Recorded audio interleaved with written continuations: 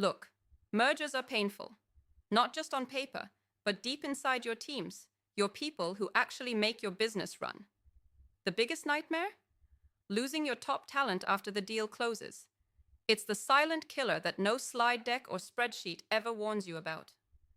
You pour millions into these deals, blood, sweat, and sleepless nights, only to watch your best players walk away.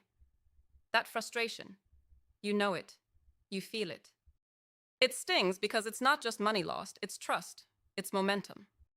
It's the culture that built what you made getting crushed by chaos and confusion. But here's the brutal truth. Most firms blow it because they treat talent retention as an afterthought, like some HR checkbox. That's the first mistake. If you're serious, this has to be front and center day one, no exceptions. Now, why do some firms get it right while others fail hard? They understand this is war, not a paper shuffle. They stop thinking about retention like it's about perks or salary tweaks. It's about one thing and one thing only: clarity. People live or die by clarity in transitions. If you leave your teams in the dark, unclear who's running what, if they even have a place, they panic. They don't just leave jobs, they leave futures. So step one, communicate relentlessly, honestly, and strategically. This means not sugarcoating. Say who wins, who loses, and why you need to keep the best on board right now. People respect brutal honesty over vague promises every time. Step two, take control of culture like your life depends on it, because it does. Too many think culture is fluffy or a nice to have. It isn't. Post-merger, culture is the glue.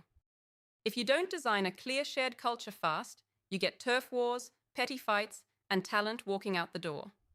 This isn't about creating buzzwords or hanging posters. It's about identifying what values will keep your people united, what behaviors you reward, and then living it loud and daily. Leaders must own this. They can't sit on their hands and hope culture fixes itself. You need culture war rooms, rapid response to toxicity, and visible role models who show how the new game is played. And here's something nobody wants to admit, but it's crucial. Don't just wait for your star performers to come to you. Go get them, aggressively and personally. Build direct relationships with key people before, during, and after the merger. These relationships are your lifelines. If you let someone else manage them, you lose. This means more than emails or group calls. You need real conversations where fears are addressed, their new value is spelled out, and their career path is crystal clear. When you do this, you're not begging them to stay. You're showing them they're essential to the future, not just a leftover from the past. Finally, do not underestimate the power of autonomy. People hate feeling like pawns in corporate chess. The best talent wants to build, lead, win on their terms.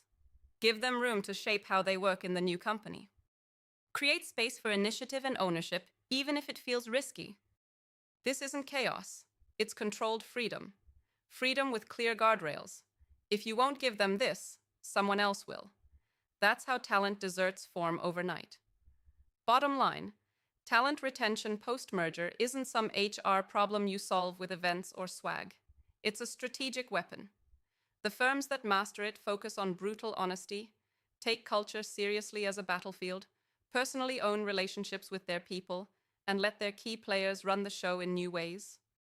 If you skip any of these steps, you're just building a house on sand. Your people will leave, your deal will fail. If you do it right, you keep the talent that actually creates value. You keep the growth alive. You don't just survive the merger, you win it. This is the fight that matters. Don't blow it. Subscribe to our YouTube channel and open the featured link to learn more.